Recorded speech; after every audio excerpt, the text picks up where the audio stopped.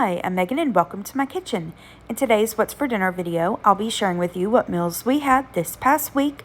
Our dinners were easy to make, budget-friendly, and delicious. So if you're looking for some weeknight meal ideas for your family, just keep watching. For dinner this first night, my little brother was still over with us, and we had done a lot this day, a lot. He asked us if there was anything he could do. He's, wanting to earn some extra money, and so I told him, you should be careful. Ask and ye shall receive, because we came up with a lot of work that he helped us with, which was really nice to get those things done. But when it came time for dinner, I was exhausted, and so I was like, we're just doing something quick. So we did fish sticks and macaroni and cheese. I just baked the fish sticks in the oven according to the package instructions, made the macaroni and cheese according to package instructions, and then I whipped together a quick tartar sauce, just eyeballed the ingredients, just mayonnaise, some sweet relish, a little salt and pepper, and then that was it. That was dinner, quick and easy. For dinner the next night, we had several things of produce that needed to be used up, so I decided to do just like an at-home salad bar. I literally just went through the pantry and fridge and pulled out, different things that I could find. So I set everything out so we can make our salads the way that we wanted them. I've got some romaine lettuce, some shredded carrots, cucumbers, hard-boiled eggs, bacon bits, some cubed ham, mushrooms, broccoli, grapes, shredded cheese, tomato, peas, and then Gary likes pickled beets and pickled okra like when we go to different salad bars, so I set that out for him. Got some olives for him, some pepperoncini for him. I got croutons, some of these little like barbecue potato sticks. I don't remember if I mentioned the peas or not. And then these little McCormick salad toppings. And yeah, we basically just made our salads how we wanted them. I topped mine with honey mustard. Gary topped his with ranch. And that was dinner that night. I have been craving like Thanksgiving food. And I looked at making turkey and dressing. But with turkey not being, like popular right now at Thanksgiving, it was crazy expensive. And I was like, forget that. We're just doing chicken. So I have shared how I make my dressing before on my channel. I'll link that down in the description box below for you. It's how my grandmother made it. I kind of did a little twist on this tonight. I didn't follow a specific recipe to make the chicken and dressing, but let me show you how I did it. So first up, I'm going to start by boiling my chicken. Now, we like to use chicken thighs. There's a lot of flavor in the bones of the chicken. You can just use chicken breasts if you prefer. I am going to add some chicken thighs to a pot, cover it with water, and then add in some bouillon powder and a little bit of poultry seasoning, salt and pepper. I'm going to bring that to a boil, reduce it to a simmer, and cook it for about 30 minutes or so until the chicken is cooked all the way through. Once that's done, I'm going to set the chicken to the side and let it cool just enough to where I can handle it. At this point, I've got my oven preheating to 350 degrees. I just removed the chicken from the bone, removed the skin, and shredded it up with my fingers. I'm going to add in some diced hard-boiled eggs. Now, I've had some people ask before, why did you add cooked eggs? Why didn't you add raw? The eggs do not serve as a binder. They just give a texture and a little bit of flavor to the dressing. I'm also adding in some diced onions. And now for the cornbread. I'd forgotten to make some cornbread this day, so I just grabbed some while I was at Publix. I didn't know it. It doesn't say on here, but this was sweet cornbread, so the dressing didn't taste exactly like I was hoping or like I'm used to, but that's okay. It wasn't necessarily bad. It was a little more sweet than what I'd like. But I'm crumbling up that cornbread, and then I'm going to add in a can of cream of chicken soup. Again, don't normally add that to the dressing, but because we're doing like a chicken and dressing casserole, I decided to add it. Next, I'm going to season to taste with some ground sage, salt, and pepper. And then we're going to take the broth from cooking our chicken and add enough broth to, moisten up that dressing. Now, I'm going to pour it into a greased casserole dish. And this is going to bake for about 45 minutes to an hour until it is golden brown. And this is what the dressing looked like when it was done. And I just let it set for about 15 minutes before I served it up. To go along this side, I have this sweet potato casserole. I think I got this at Walmart. I'm just going to bake it in the oven according to the package instructions. And this was yummy. This was really good. Now, for the other side dish, I'm going to make Mandy and the Makings green beans. I know I shared this so many times before on my channel.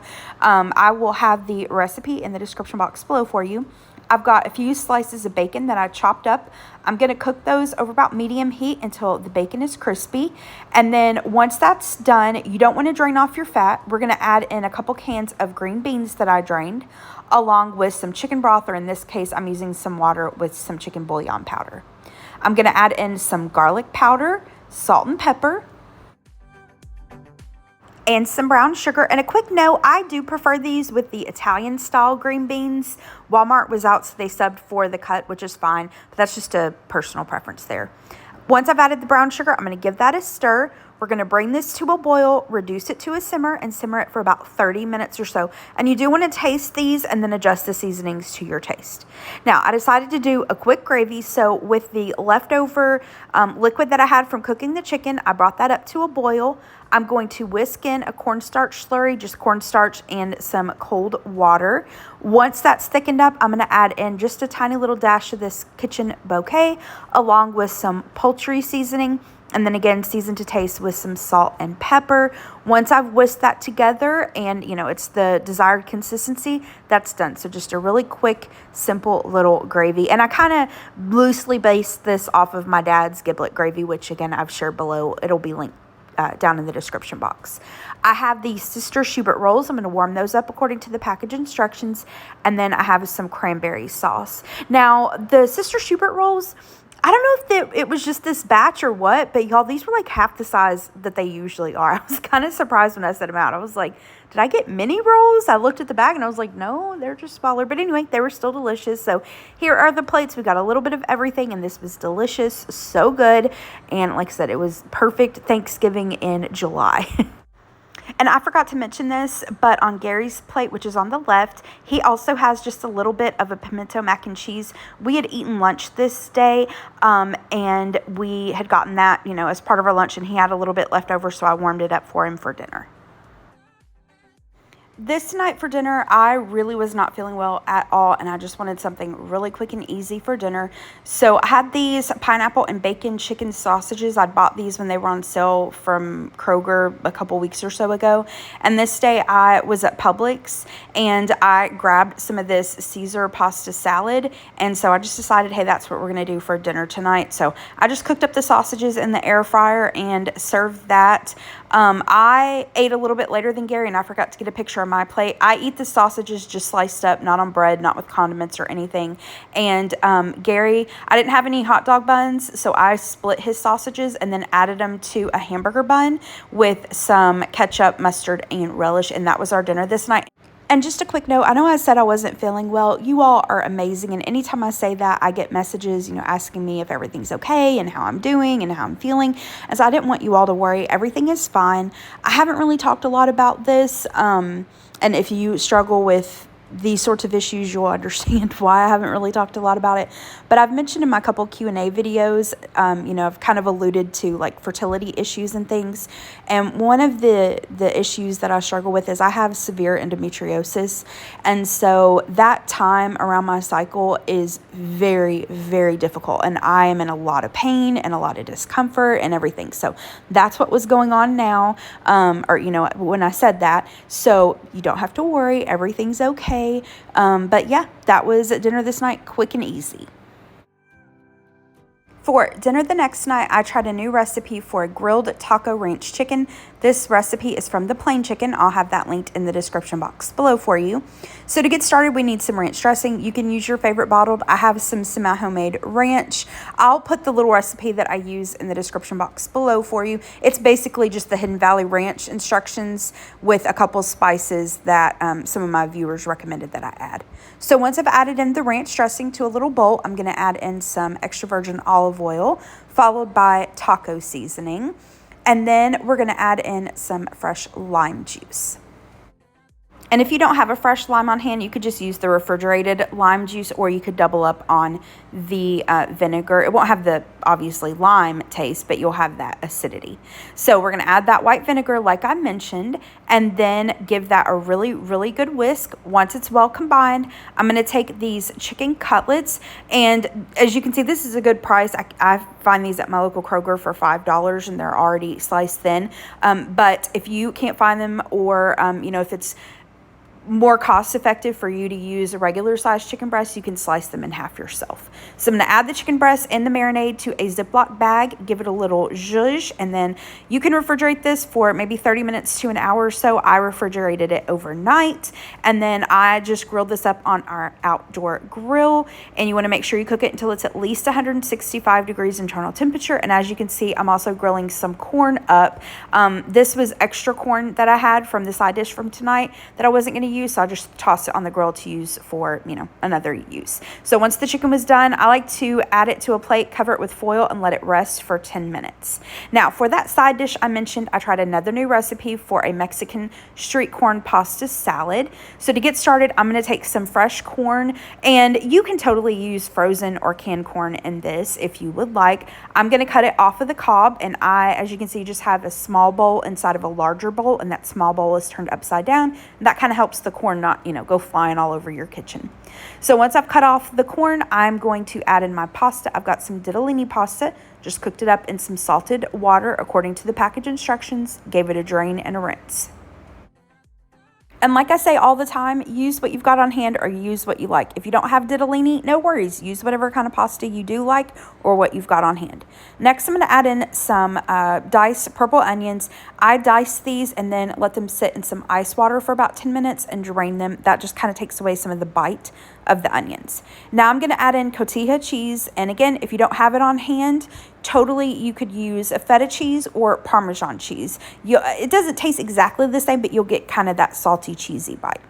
Next, I'm going to add in some mayonnaise. Next, I'm adding in some hot sauce. I think the recipe called for Cholula, which I did not have. I'm using what I've got on hand, which is the Valentina. Now, I'm going to add in some lime juice, followed by some salt and pepper, and just use the salt and pepper to taste. Next, I'm going to add in just a tiny little bit of sugar, not a lot at all, doesn't make it sweet. It just kind of balances out the other flavors like the hot sauce and some of the other, spices and seasonings. So once I've added in the sugar, I'm going to add in the chili powder. Now, I looked up several recipes for Mexican street corn, and it was kind of split on whether garlic is included or not and paprika is included or not. So I started out by just following the recipe strictly and just using some chopped cilantro to kind of finish that off. But later, after I let this set in the refrigerator, so I gave it a good mix and then I popped it into the fridge for a couple hours before dinner, I gave it a final taste and I did add in a little bit of garlic powder and a little bit of smoked paprika, and gave it another little stir, and I really liked it with the garlic powder and the paprika. Whether or not that's traditional or not for street corn, I don't know, but it was delicious. Now, for the other side dish, I had some broccoli I needed to use up, so I just went on Pinterest and I found this like Mexican style roasted broccoli. I didn't follow the recipe exactly like with the measurements. I just eyeballed it, but I'll have the recipe down for you in the description box. I took the broccoli florets, broke them up a little bit, added some extra virgin olive oil. I'm adding some chili powder, garlic powder, onion powder, dried oregano, cumin, salt and pepper. And again, as you can see, I'm just eyeballing it. And once I've got all my spices added, I'm going to give that a really good mix. Now, you could roast this in the oven. I'm going to cook it up in the air fryer tonight. I cooked it at 400 degrees for maybe like 6 to 7 minutes or so. I did toss it halfway through, but once the broccoli was tender and golden brown, it was done. And I like my broccoli, like as you can see here, some of the ends are a little brown. I like that. It's really crispy. So here are the plates. I've got the chicken. I just sliced it up, served it with the street corn pasta salad and the broccoli. This dinner was delicious. That chicken had so much flavor. The street corn pasta salad was yummy, and the broccoli, like I said, it wasn't bad for a quick and easy little broccoli side. It's pretty good. For dinner the next night, we had plans to go out, but again, wasn't feeling well, didn't feel up to it. So we just ordered in, and we both wanted different things, so we ordered from separate places and Gary picked it up for us. I wanted the triple dipper from Chili's, so I got their like little sliders. I think they call them big mouth bites. Their honey chipotle chicken crispers and the southwestern egg rolls. And then Gary wanted Red Robin, so he got their Whiskey River barbecue hamburger and steak fries, and that was our dinner this night. For the last dinner in this week's video, we did a yo-yo night, or you're on your own. Some people call this fend for yourself. I made a quick tuna noodle casserole. I shared this, I think, last week or the week before on my channel. I'll link that down in the description box below for you. Gary is a tuna noodle casserole hater. So we did a burrito bowl for him. I used the leftover chicken from the Taco Ranch grilled chicken and cut that up and used like some of the microwavable Spanish rice. I took that corn that I had grilled when I made the chicken and cut that off the cob, and then he basically just raided the fridge and added like lettuce, tomato, different condiments he found, that kind of thing. And yeah, quick and easy dinner. All right, that is it for this week's video. Thank you so much for watching. I hope you liked this video and that you got some dinner ideas from it. If you did like it, hit the thumbs up button and subscribe to my channel if you're not already, and I hope you have a great rest of the day. Thanks so much. Bye-bye.